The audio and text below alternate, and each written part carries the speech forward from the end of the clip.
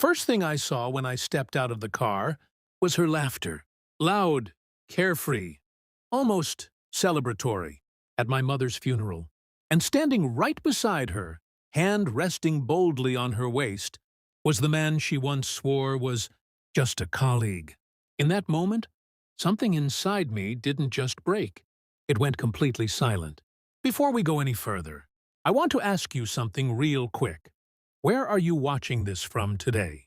Drop your city or country in the comments.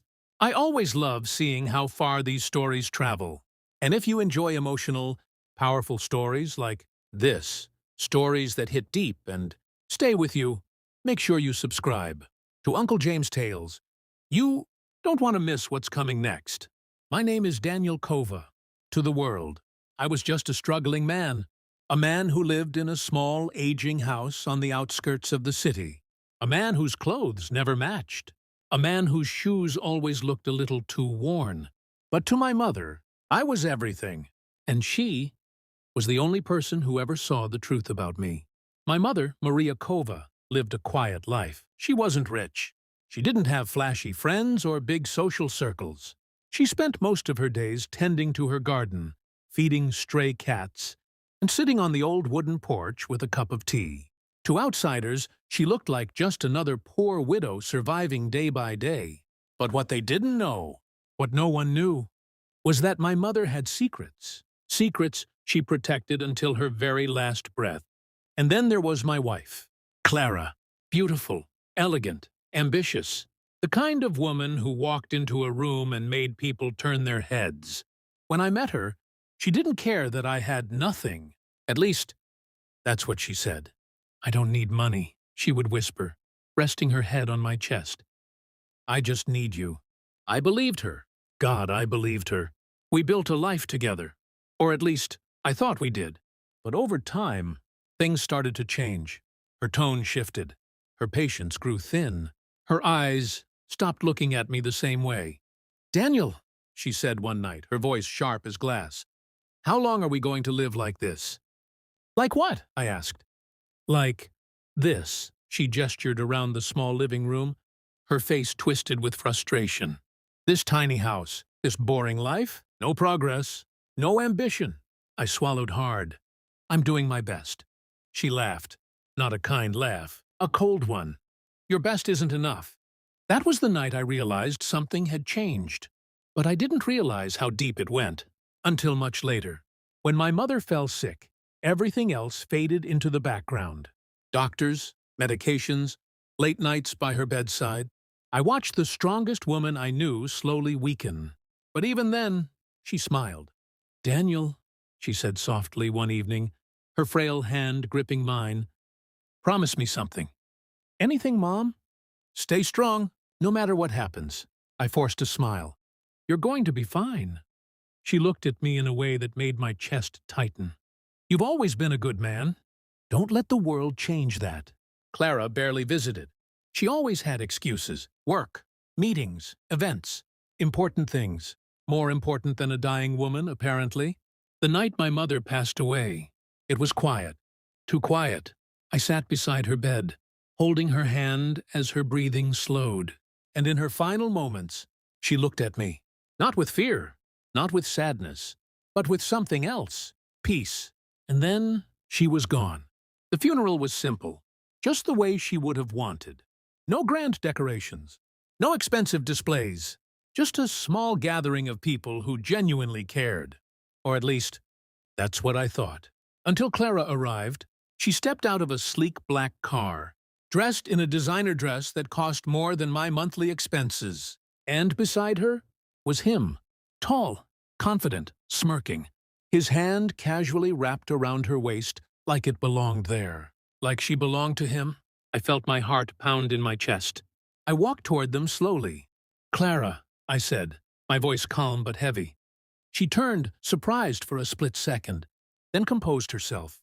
"Oh, Daniel, you're here." I stared at the man beside her. "And he is?" She hesitated, just for a moment. Then she smiled. "This is Victor, my colleague." Victor extended his hand. "Nice to finally meet you, Daniel." I didn't take it. The tension hung thick in the air. But Clara didn't care. She leaned closer to him, whispering something that made him chuckle. At my mother's funeral, people noticed. Whispers spread. Eyes turned. But Clara walked through it all like she owned the place, like she had nothing to hide. I should have made a scene. I should have shouted. I should have demanded answers. But I didn't, because something inside me was waiting, watching. The ceremony began. Soft prayers, quiet tears. I stood near the front, staring at the coffin, trying to process the reality that my mother was gone, that I was alone now. And then I heard it. Laughter.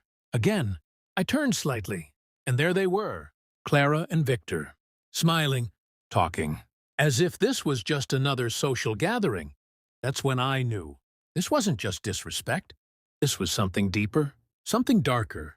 After the burial, people began to gather outside, offering condolences, shaking hands, whispering kind words. Clara approached me, her expression fake.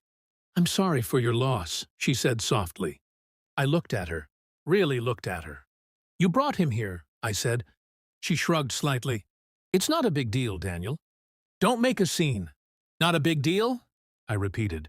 She leaned closer, her voice dropping. "You're embarrassing yourself." That was it. That was the moment something shifted inside me. Before I could respond, a voice interrupted. "Excuse me." We both turned. A man in a sharp suit stood behind us. Professional, calm, holding a folder. "My name is Mr. Laurent. I'm the legal representative of your mother." I frowned. "My mother?" He nodded. "Yes, she left a will." Clara's eyes lit up instantly. A spark of interest, of calculation. "A will?" she said, stepping forward. I didn't know she had anything to leave. Her tone carried a hint of mockery, like she already knew the answer, like she expected nothing. Mr. Laurent opened the folder slowly. "Well," he said, adjusting his glasses, "your mother had very specific instructions." People began to gather around, curiosity spreading quickly. Even Victor stepped closer.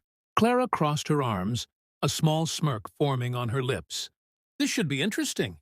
Mr. Laurent cleared his throat.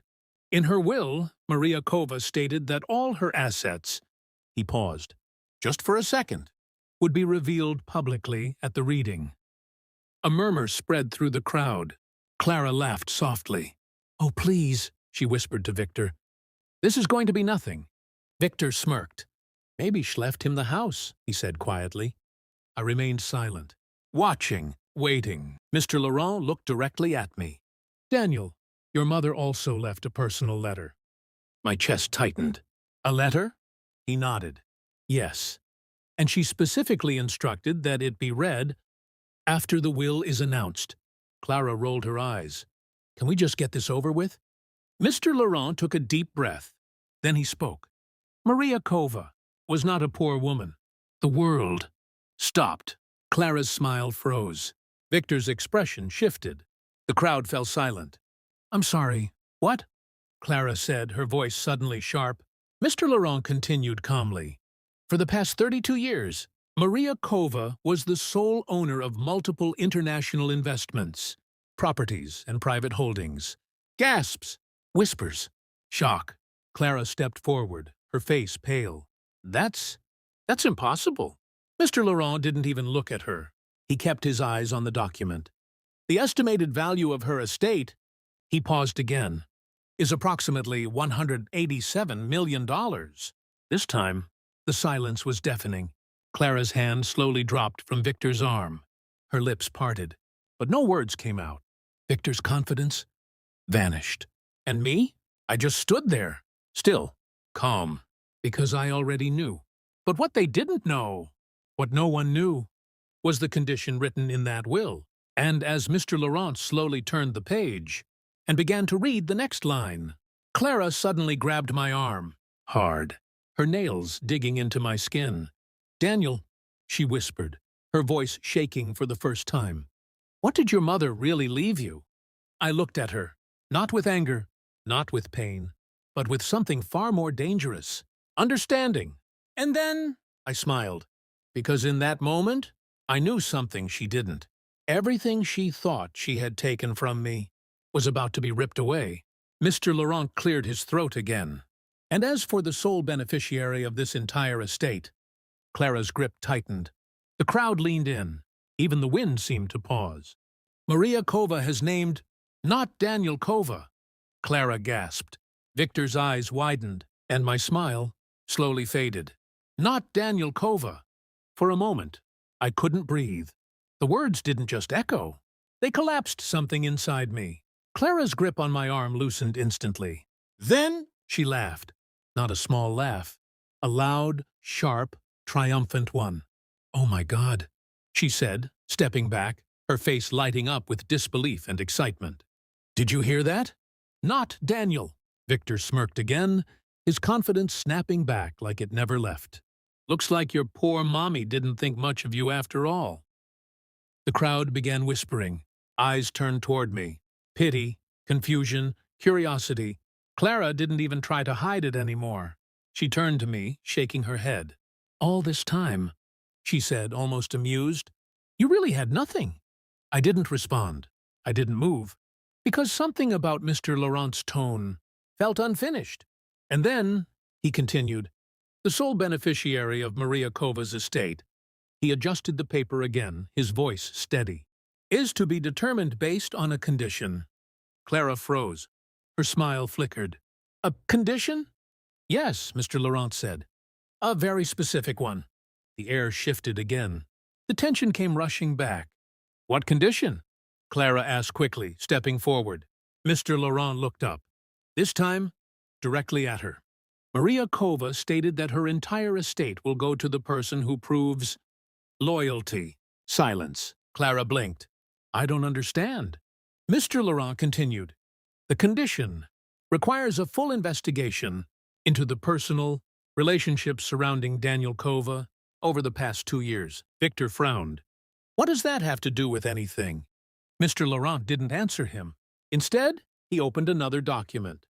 Maria Kova hired a private firm to document behaviors, actions, and intentions of those closest to her son. My heart beat once, hard. Clara's face slowly drained of color. No, she whispered. Mr. Laurent nodded slightly. Yes. And then he said the words that shattered everything. This includes documented evidence of infidelity, manipulation, and intent to exploit Daniel Kova financially. The crowd erupted. Gasps, whispers, shock. Clara stumbled back. That's not true. Victor stepped forward aggressively. This is ridiculous. You can't just make accusations like that. Would you like me to continue? Mr. Laurent interrupted calmly. Victor went silent. Mr. Laurent turned the page. On March 14th, he began. Clara Kova was recorded entering the Grand Meridian Hotel with Victor Hale. Clara's breathing became uneven and remained there for 6 hours. No, she said quickly, shaking her head. That's not what it looks like. Mr. Laurent didn't stop. On April 2nd, multiple financial conversations were documented between Clara Kova and Victor Hale, discussing potential access to Maria Kova's assets after her passing. Victor's jaw tightened. That's taken out of context, he snapped. Mr. Laurent looked up again. There are recordings. Silence. Heavy. Unforgiving. Clara turned to me, her eyes wide now. Desperate. Daniel, please.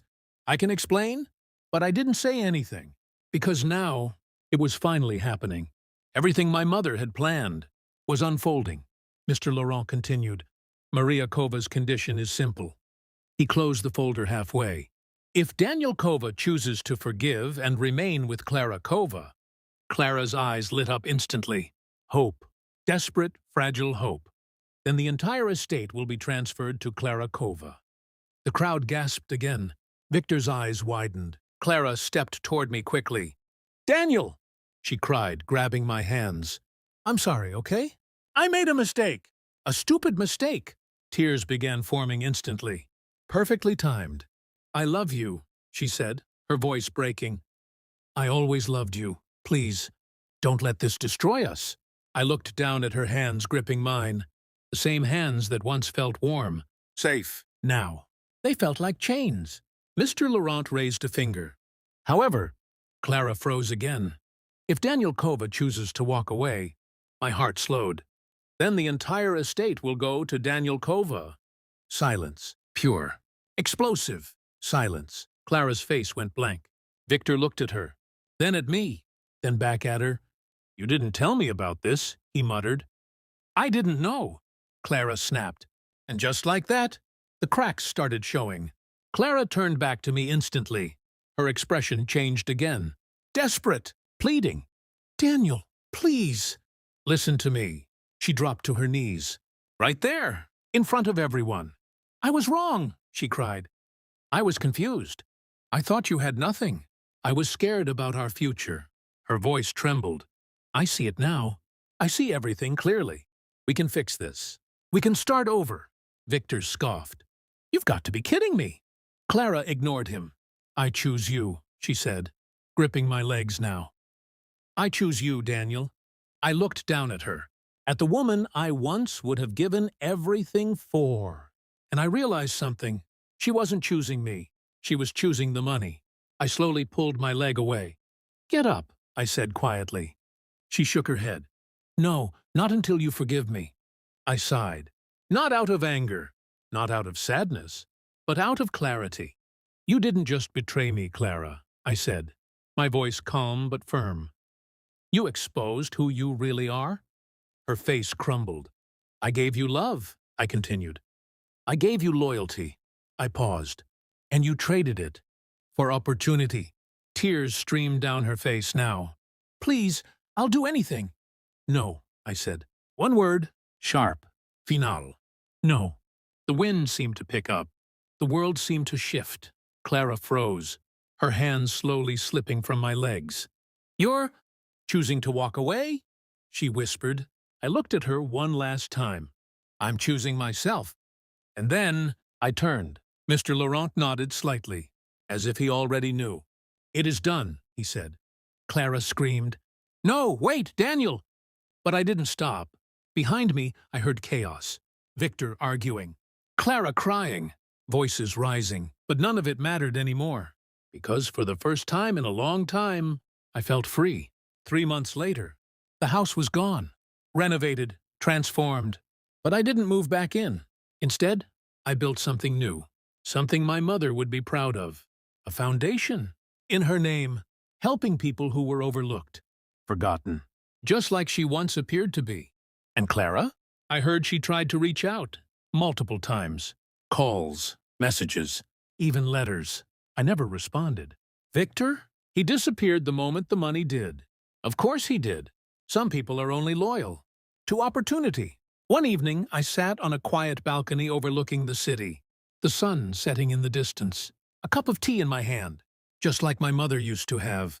And for the first time since she passed, I smiled. Not because I had money. Not because I won.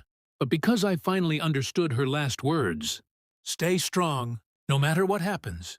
She wasn't just talking about loss. She was preparing me for truth. If there's one thing you should take from this story, it's this. Not everyone who stands beside you is with you. And sometimes, losing people is the greatest wealth you'll ever gain. If this story touched you, let me know where you're watching from, and don't forget to subscribe to Uncle James. Tales for more powerful stories like this. Because trust me, this won't be the last time the truth changes everything.